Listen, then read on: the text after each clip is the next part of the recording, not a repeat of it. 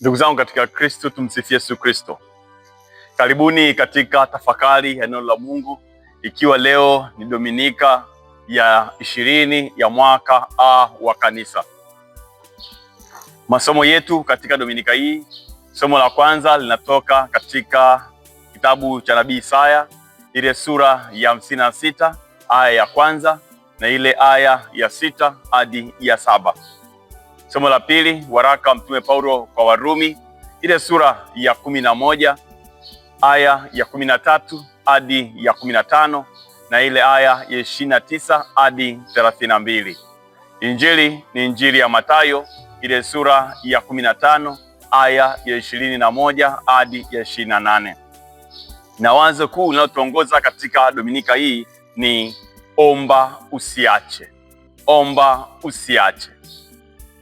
Ndugu zangu, maisha yana mahitaji mengi sana toka kuzaliwa. Mtoto katika kukua kwake, tangu kuzaliwa kwake hadi kuwa mtu mzima, ana mahitaji ya kila siku. Hii ni kwa sababu hakuna mwenye kila kitu, hakuna aliyekamilika kama yeye alivyo. Lakini si muda wote huyo mwanadamu aliyezaliwa na mwanamke huwa anapata kile anachokiomba au huwa anapata kile kwa muda ule ule.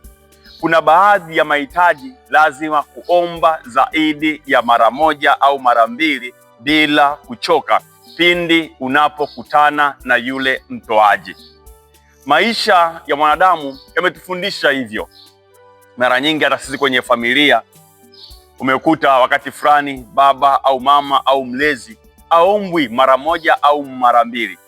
Kuna kukumbushia, kuna kuvumilia wakati fulani, kuna kwenda tena na tena, kwa sababu muda fulani mzazi au mlezi anaweza kusikiliza na kuondoka bila kujibu au kujibu jibu ambalo linakatisha tamaa. Anaweza akakwambia sina, sawa, nimesikia, haya, au wakati fulani akanyamaza kabisa, lakini sio kana kwamba hajasikia kile ambacho umemuomba. Hiki ndicho ambacho kinaakisiwa leo. Mtoaji mkuu ni Mungu, mpaji mkuu ni Mungu mwenyewe. Tusiache kumwendea mara kwa mara na kumwomba, tusiache kwenda kwake na kumwomba, licha wakati fulani kwa sababu ya udhaifu wetu tunaweza kujiona atusikilizi, au wakati fulani tumenyamaziwa au majibu yakawa tofauti na matarajio yetu. Kikubwa tusiache kuomba. Ndilo wazo la Dominika ya leo. Omba usiache. Ili kuweza kuelewa wazo hili vizuri kabisa, naomba tuanze kuyaangalia masomo yetu yanayotuongoza katika Dominika hii. Nimesema somo la kwanza linatoka katika kitabu cha Nabii Isaya, ile sura ya 56 aya ya kwanza na ile aya ya 6 hadi ya 7. Ni hili somo linatoka sehemu ya 3 ya kitabu hiki cha Nabii Isaya. Hiki ni kipindi kifupi baada ya wana wa Israeli kutoka utumwani Babiloni. Ilikuwa ni baada ya mfalme Cyrus wa Uajemi kushinda vita dhidi ya dola kubwa ya Babiloni na kutoa waraka uliowaruhusu wana wa Israeli kuwa huru na kurudi katika nchi yao. Ikumbukwe hii ilikuwa ni mwaka 538 kabla ya Kristo. Sasa tulilosikia ni kwa sababu hili somo ni kwa sababu ya tatizo fulani hivi lilitokea. Tatizo lenyewe lilikuwaje? Lilikuwa kati ya wana wa Israeli waliotoka utumwani na wana wa Israeli waliobaki Yerusalemu ambao hawakwenda utumwani. Tatizo lilikuwa sasa, kulikuwa kuna Waisraeli ambao wanajiona wao ni pure, yani hawajachangamana na au kuzaliana na watu wa mataifa mengine au kuiga tamaduni za mataifa mengine, na kuna wale Waisraeli ambao wamechangamana, wameathiriwa na tamaduni za mataifa mengine. Sasa tatizo lilikuwa ni kutambulikana hao waliochanganyika kama wana wa Israeli, na vile vile, je, kuruhusiwa kushiriki katika shughuli za kiibada hekaluni, yaani kuwa matoashi au kutolea sadaka. Sasa katika hili somo ambalo tumelisikia, nabii anajaribu kuwakumbusha wana wa Israeli au taifa zima kuwa uhamisho umeonyesha wazi kuwa Mungu akufungwa kwa nchi moja au upendo wake, huruma yake, mkono wake na upaji wake, yani Mungu wake haujafungwa na taifa moja tu. Mungu ni wa wote. Hivyo hao wanaowaona kama wapagani wanaweza kuwa sehemu ya watu, ili mradi tu wawe wamejiandaa vizuri. Hata hao wapagani wanaweza kuwa sehemu au watoto wa Mungu, ili mradi tu wawe wamejiandaa kushika maelekezo ya kimaadili, kushika maelekezo ya dini na kushika sheria za Kiyahudi au kushika Torati. Nabii anawaonya wanaowabeza au wageni, wanaowabeza au wapagani kuwa ipo siku inakuja wakati wageni wanaomheshimu Mungu na kuzishika amri zake watasindikizwa kwenda hekaluni mwa Bwana na watatolea sadaka na sala zao. Sala hizi zitatolewa katika hekalu. Nabii anawaeleza kuwa siku hiyo hakuna atakayejisikia mgeni au mpagani katika nyumba ya Mungu. Hekalu litakuwa sehemu ya sala kwa watu wote duniani, na watu wote wataonja huruma na upendo wa Mwenyezi Mungu. Ndugu zangu, hiki kitu kinaakisiwa au tunaweza tukajifunza katika maisha yetu ya kila siku. Kuna watu wapo kanisani wanajiona kama wana mastahili mbele ya Mungu, na kuna watu wanajiona kwamba hawastahili kwa sababu ya historia zao, kwa sababu ya maisha yao, kwa sababu ya namna wanavyotenda. Lakini tunakumbushwa leo kuwa Mungu ni wa wote. Hawa watu wanaojiona hawastahili ni kwao tu kujiona hivyo, ila Mungu anawaona wote kama watoto wake. Wasikate tamaa, waende mbele ya Mungu na Mungu atasikia sala zao. Na wale wanaonyeshia vidole hawa watu wengine wasifanye hivyo, kwa sababu huruma, upendo wa Mungu haubagui mtu yoyote. Ukarimu wake ni kwa watu wote. Na hiki ndicho kinachoakisiwa pia katika somo la pili, waraka wa Mtume Paulo kwa Warumi, ile sura ya 11 aya ya 13 hadi ya 15 na ile aya ya 29 hadi 32. Paulo anasema na kuona kuwa Mungu analeta mema kutoka katika mabaya wakati fulani, kwani kwa kukataliwa kwa Injili na Wayahudi kumetoa fursa kwa watu wa mataifa kumpokea Yesu Kristo, kupokea Injili. Hivyo wasio Wayahudi hawana haja ya kujiona wanyonge, maana wana haki na mastahili mbele ya Mungu kwa njia ya Yesu Kristo. Yeye Paulo anasema wazi kuwa wana wa Israeli au Wayahudi wao waliyemwasi Mungu akawaidia mkombozi kuwatoa katika utumwa, yaani Masia Yesu Kristo, huyu ambaye wamemkataa. Na watu wa mataifa kwa dhambi walimwasi Mungu pia, na wakakombolewa kwa mateso, kifo na ufuko wa Bwana wetu Yesu Kristo. Hivyo wote mbele ya Mungu ni sawa. Mbele ya Mungu huruma yake, upendo wake ni sawa. Hakuna haja ya kujiona wanyonge, wala Wayahudi hawana haja ya kujiona kwamba wao wamestahili zaidi ukombozi. Hapana, mbele ya Mungu wote ni sawa. Tuna haki au wana haki ya kwenda na kusali mbele ya Mungu. Wote ni wana. Ndio hiki ambacho tunakisikia katika somo la Injili. Injili ya Mathayo sura ya 15 aya ya 21 hadi ya 28. Hii ni Injili ambayo tumeizoea sana, maana tunaweza kuisoma pia katika Injili ya Marko ile sura ya 7 aya ya 24 hadi 30. Mwinjili Mathayo anamuita huyu mwanamke Mkaananayo. Hawa ni watu wa ukoo wa Nuhu kwa mtoto wake Hamu. Mnakumbuka kitabu cha Mwanzo ile sura ya 10 aya ya 6 na ile aya ya 15. Watu hawa waliishi Kanaani, yani Wakananayo. Marko anamuita Msirofoinike, yani mtu mwenye tamaduni za Kigiriki hivi. Hawa wote kwa namna moja au jina moja unaweza kusema ni mtu wa mataifa, yani watu wa mataifa wasiofaa, wasio Waisraeli wala Wayahudi, hawastahili chochote mbele ya Mungu.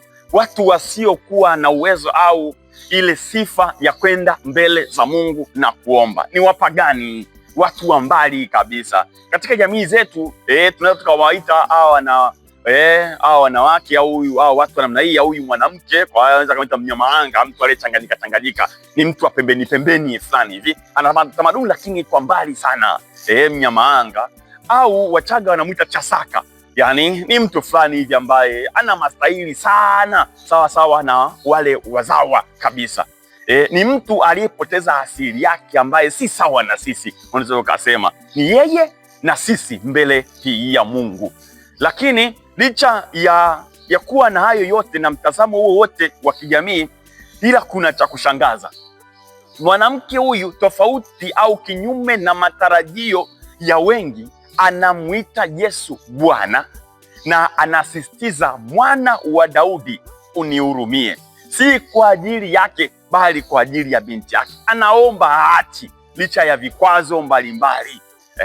Sasa ndugu zangu katika Kristo, baada ya kuelewa hayo, kuna mengi sana ambayo tunaweza kutafakari katika Dominika hii vizuri kabisa, lakini naomba kwa machache, kwa kifupi, tafakari mawazo makuu mawili ambayo yatagusa moja kwa moja maisha yetu sisi kama Wakristo, tukitafakari hasa injili ya leo. Wazo dogo la kwanza ni maisha yana mengi sana. Ambaye jirani yako, maisha yana mengi sana. Ni kitu fulani hivi, maisha yana mengi sana. Sasa hapa tuelewe vizuri.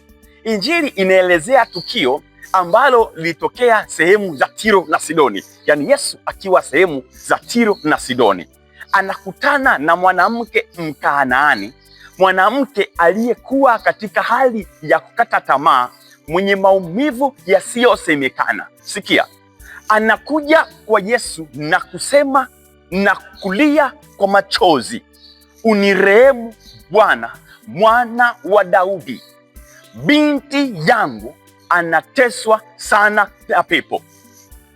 Binti yangu, hiyo ndio shida, anateswa sana na pepo.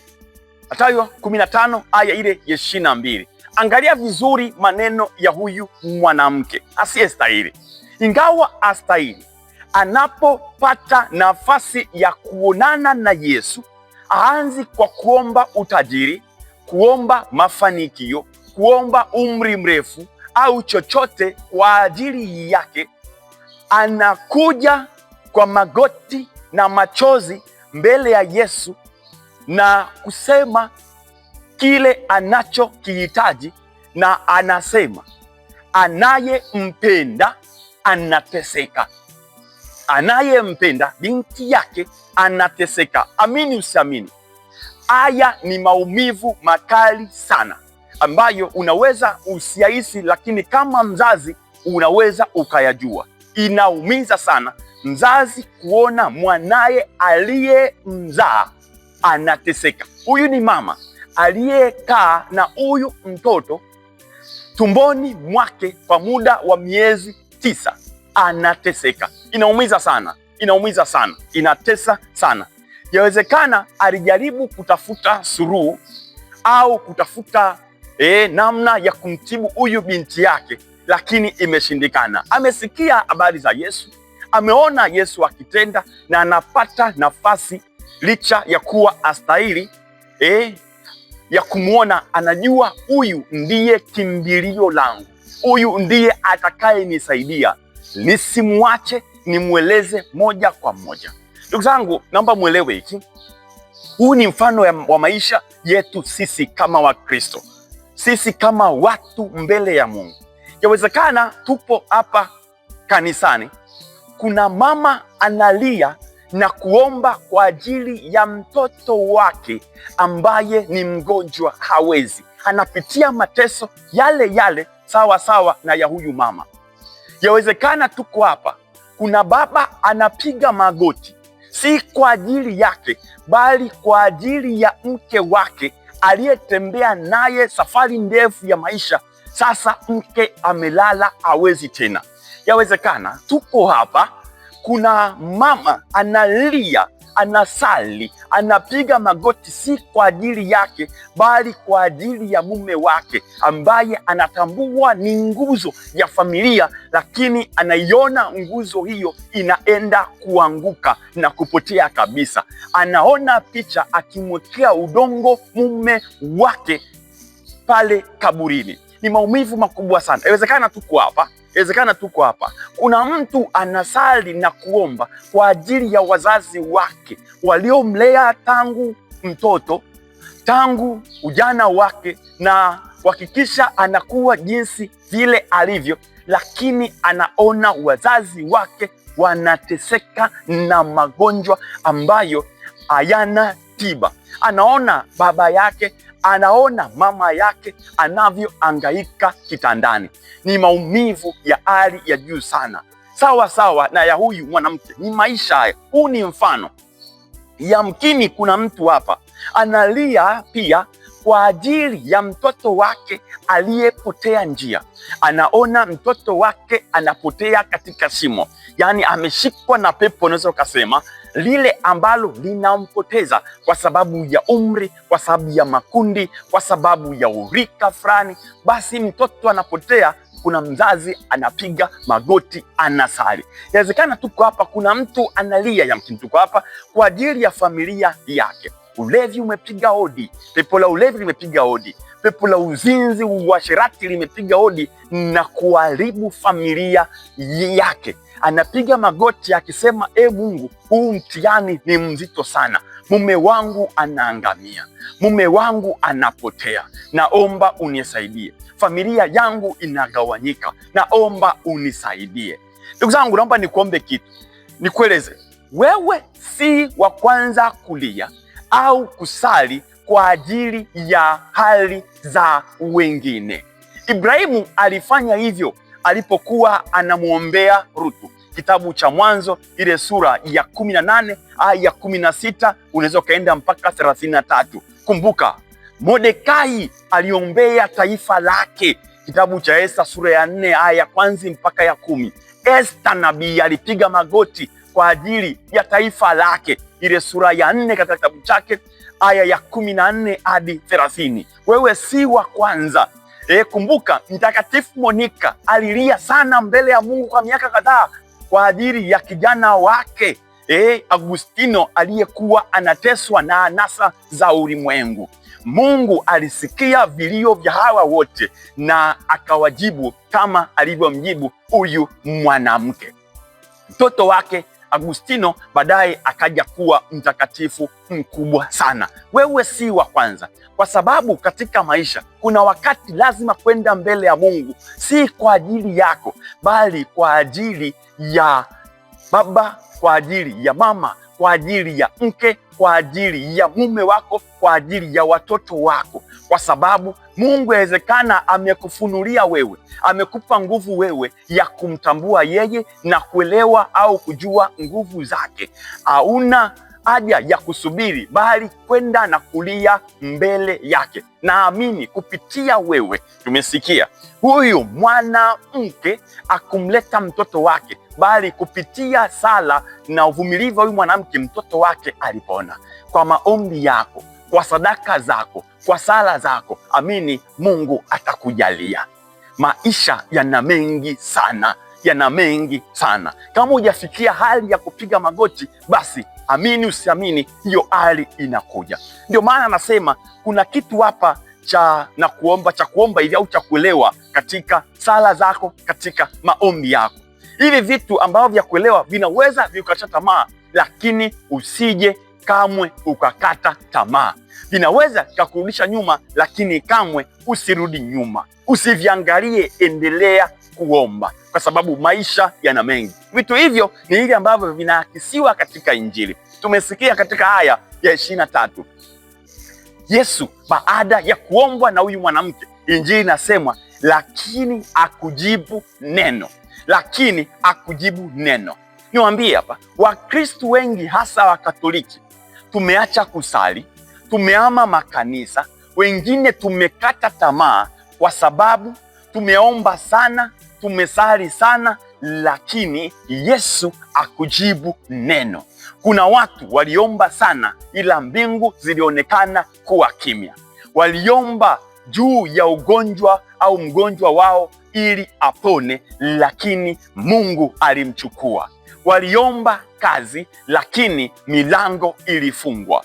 Waliomba mke au mume, ila hakuna majibu. Waliomba ndoa zenye amani, familia yenye umoja, lakini Yesu hakutoa jibu lolote. Waliomba amani mioyoni mwao, lakini Yesu hakutoa jibu lolote. Kama hujakutana na hali hiyo ya Mungu kukaa kimya, Yesu kutotoa jibu, subiri. Ndiyo maisha. Maisha yana mengi sana. Kuna wakati, amini usiamini, utaomba, utasali novena zote, utaabudu sana Yesu wa Ekaristi, ila Yesu hata jibu neno lolote. Hicho kisikukatishe tamaa kabisa. Tumesikia kitu cha pili ambacho kinakatisha tamaa. Tumesikia wanafunzi wakisema, mwambie aende zake, maana anapiga kelele akitufuata. Haya ni maumivu juu ya maumivu.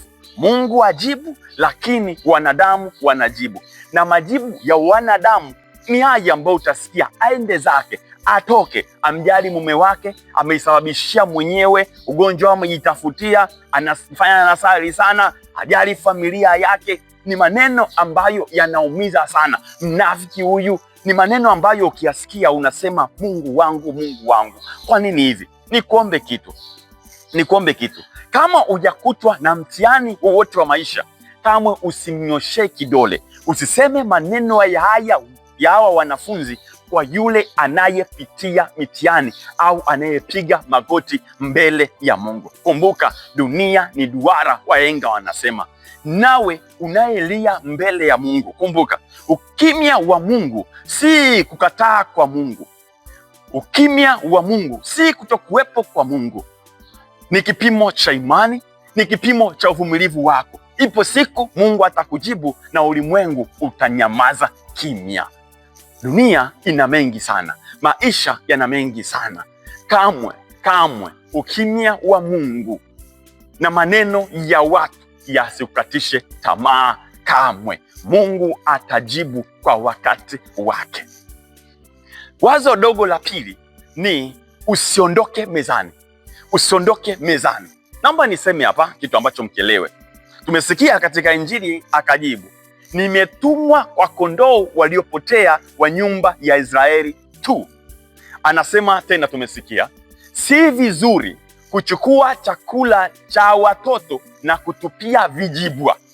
Mwanamke anasikia hayo yote, anasikia majibu yote hayo ya Yesu, anasema tu, Bwana nisaidie.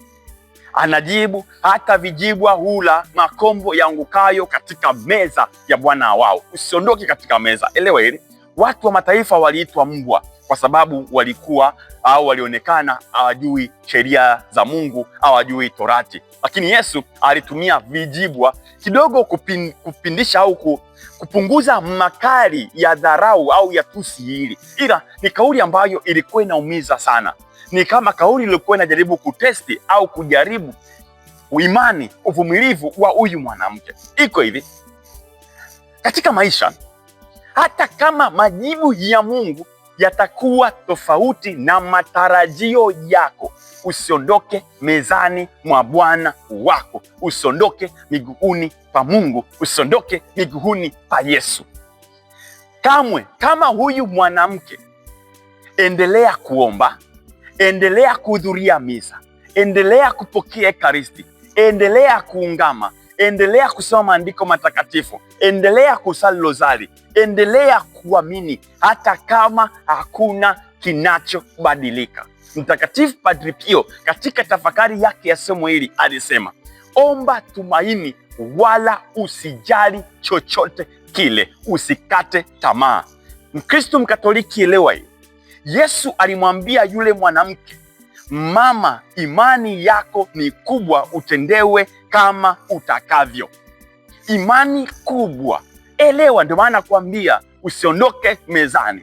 Imani kubwa ni kutumaini unapoelewa, kutumaini usipoelewa, ni kusifu unapopata, kusifu usipopata. Kusimama na Mungu njia inapokuwa rahisi, kusimama na Mungu njia inapokuwa ngumu.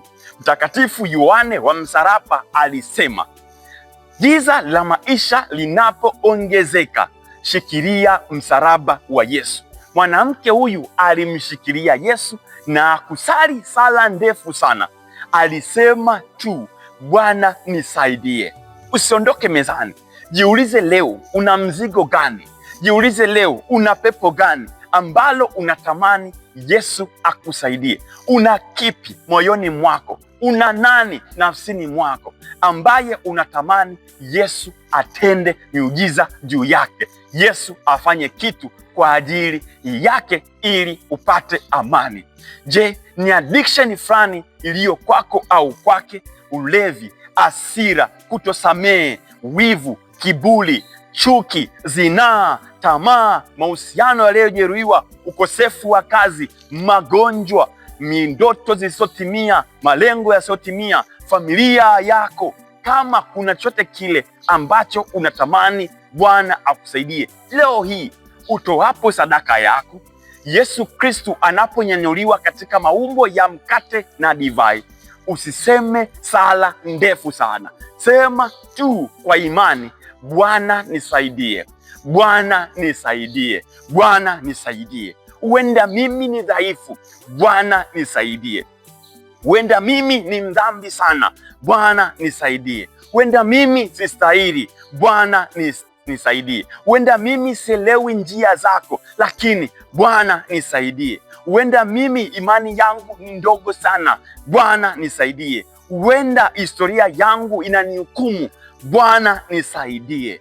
Sala hii alisali, narudia tena, alisali Daudi, Bwana alimsaidia.